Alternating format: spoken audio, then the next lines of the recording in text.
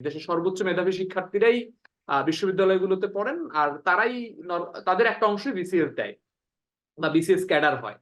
সেই সর্বোচ্চ মেধাবী শিক্ষার্থীদের যেই বেতন কাঠামো, সেই বেতন কাঠামোতে কিন্তু বিসিএস এর বেতন অনেক বেশি না, বা হচ্ছে অনেক লাক্সারি লাইফ না। তারপরেও একটা তো পার্সপেক্টিভ আছে, নিরাপত্তা। এছাড়া এমন কি আকর্ষণ রয়েছে এই জবটার মধ্যে যে সবাই আসলে এই জবটা পেতে চায়? এবং হ্যাঁ, ধন্যবাদ। শান্ত ভাই, প্রথম যে কোশ্চেনটা করেছেন যে আসলে একটা জব করে ধরেন একটা একজন ব্যাংকার, সে সকাল 10টা থেকে 6টা বা 7টা পর্যন্ত অফিস করে। এই অফিস করে সে আবার বিসিএস প্রিপারেশন কিভাবে নেয় বা নেওয়া সম্ভব কিনা, এটা অনেক বেশি প্রেশার হয়ে যায় কিনা। বিষয়টা হচ্ছে আসলে সে যে জবটা করে ওই জবটা তো তার এমনিতে এমনিতে হয়ে যায়নি, ওই জবের জন্য তাকে প্রিপারেশন নিতে হয়েছে। অর্থাৎ আমি বিসিএস টাকে বাদ দিয়ে বলবো, প্রথমত সে জবের প্রিপারেশন নিয়েছে, ওই জবের প্রিপারেশন থেকেই কিন্তু তার একটা জব হয়েছে, এবং ওই জবটা পেতেও কিন্তু তার মিনিমাম 6 মাস 1 বছর পড়ালেখা করতে হয়েছে। তো ওই প্রিপারেশন দিয়ে কিন্তু তার বিসিএস এর দেখা গেছে মিনিমাম মোর দ্যান 50% প্রিপারেশন হয়ে গেছে।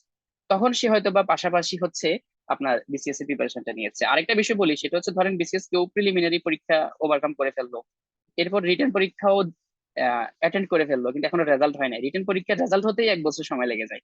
তাহলে কেউ যদি প্রিলি পাস করার পর রিটেন পরীক্ষা দিল, রিটেন পরীক্ষা দেওয়ার পরে তার একটা জব হয়ে গেল, এরপরে দেখা গেছে তার 1 বছর পর রিটেনের পরীক্ষার রেজাল্ট দিবে, তারপরে ভাইবা শুরু হবে, শেষ হতে আরো 1 বছর, রেজাল্ট দিতে আরো 2 মাস, এখানে আরো 2.5 মাস, 2.5 বছর সময় আছে।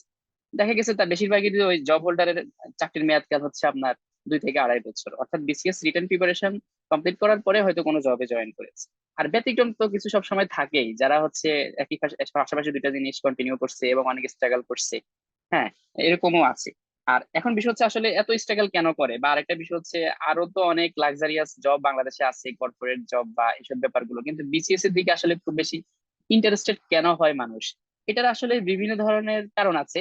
হ্যাঁ, আমি হয়তো দুই একটা কারণ একটু মেনশন করতে পারি। এখানে একটা বিষয় হচ্ছে আপনার জব সিকিউরিটি। হ্যাঁ, আপনার ধরেন অন্যান্য জবে যে পরিমাণ কাজের প্রেশার, আমি কোভিড কোভিড চলাকালীন সময়ে যখন একটু হতাশ হচ্ছিলাম যে আসলে কখন বিসিএস এর রেজাল্ট দিবে, রেজাল্ট দিচ্ছে না, আমি তখন একটা প্রাইভেট কোম্পানি আবুল খায়ের গ্রুপে একটা ভাইবা দিয়েছিলাম। তো তারা আমাকে জিজ্ঞেস করছে, প্রথমে আমার যখন বায়োডাটা দেখলো, তারা কোনোভাবে আমাকে নিতে রাজি হলো না। তারা বললো যে না, চিটাগং ইউনিভার্সিটি স্টুডেন্ট, ইকোনমিক্স এর স্টুডেন্ট, আবার সায়েন্স ব্যাকগ্রাউন্ড, আবার দেখলাম এ প্লাসও আছে, আপনি তো এখানে বেশি দিন থাকবেন না, আপনাকে ট্রেন আপ করবো, আপনি চলে যাবেন। তখন আমি চিন্তা করলাম জব করবো কি করবো না সেই ডিসিশনটা একটু পরে নেই, কিন্তু আমাকে এনিহাও তাকে কনভিন্স করে এখান থেকে বের হতে হবে, চাকরিটা আমার কনফার্ম করাই লাগবে। আর আমি স্টুডেন্ট লাইফে ডিবেটও ছিলাম, সো মানুষকে একটু সহজে কনভিন্স করতে পারতাম। আমি তাকে বলেছি যে স্যার, জবটা আমার লাগবেই।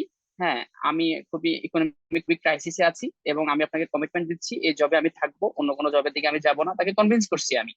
হ্যাঁ, তখন সে আমাকে একটা কথা বলছেন যে দেখো, তোমার চাকরিটা আগামীকাল চাকরি থাকবে কিনা সেটা নির্ভর করবে তোমার আজকের পারফরমেন্স কেমন এটার উপর। তখন আমি বলেছি স্যার, কোনো সমস্যা নেই, আমি agree, anywhere, any time, anywhere in Bangladesh, I am ready to do the job, আমার জবটা খুব ক্রাইং নিড। তখন ওনারা আমাকে সিলেক্ট করছেন এবং আমাকে কল করছেন, কিন্তু এর মধ্যে আমি হচ্ছে ডিসিশন চেঞ্জ করছি যে আমি সেখানে আর জয়েন করবো না, কারণ প্রাইভেট জবের প্রেশার নিয়ে আবার বিসিএস এর ভাইবা কন্টিনিউ করা একটু ডিফিকাল্ট হবে। সেক্ষেত্রে আমি যে 4-5 বছর সময় দিয়েছি, 3-4 বছর সময় দিয়েছি, সেটা হয়তো ব্যর্থ হয়ে যাবে, সেজন্য আমি আমার ডিসিশনটা চেঞ্জ করে। তো যেটা বলেছি সেটা হচ্ছে এই যে মনে করেন আগামীকাল আমার জব থাকবে কিনা সেটা নির্ভর করবে আমার আজকের পারফরমেন্সের উপর। হ্যাঁ, এই বিষয়টা কিন্তু আপনার বিসিএস বা ধরেন আদার্স গভর্নমেন্ট জবের ক্ষেত্রে এই জিনিসটা কাজ করে না। কিছু একটা ব্যাপার তো আছেই, আপনি তো বসের নির্দেশের আদেশের বাইরে যেতে পারবেন না, কিন্তু তার মানে এই নয় যে আপনার আজকের পারফরমেন্সের উপর আগামীকাল জবটা থাকবে কিনা সেটা নির্ভর করবে। হ্যাঁ, এটা একটা পয়েন্ট। আরেকটা বিষয় হচ্ছে আমাদের সোশ্যাল স্ট্যাটাস। ওই যে প্রথমে আপনি বলেছেন ট্রেন্ড, আসলে ট্রেন্ড এক এক সময় এক এক দিকে যায়। এখন ধরেন আপনার একটু বিশেষ ট্রেন্ডটা চলছে, হ্যাঁ, এটা হয়তো বা আবার দীর্ঘদিন থাকবে না, আবার হয়তো বা ঘুরে ফিরে আবার এক সময় চলে আসবে। হ্যাঁ, তো সোশ্যাল স্ট্যাটাস এটা একটা ব্যাপার। আরেকটা বিষয় হচ্ছে আমাদের আহ এই যে একটু আগে জুয়েল ভাই বলছিলেন যে ওনার মেসেজের রিপ্লাই না দেওয়ার কারণে ওনার ওইখান থেকে একটা স্পিড কাজ করছে। হ্যাঁ, তখনই আমার একটা গল্প মনে পড়ে গেছে, কিন্তু আমি সময় সংক্ষিপ্তের কারণে তখন এটা আর বলতে চাই নাই, কিন্তু এখন একটু রিলেট করে বলি।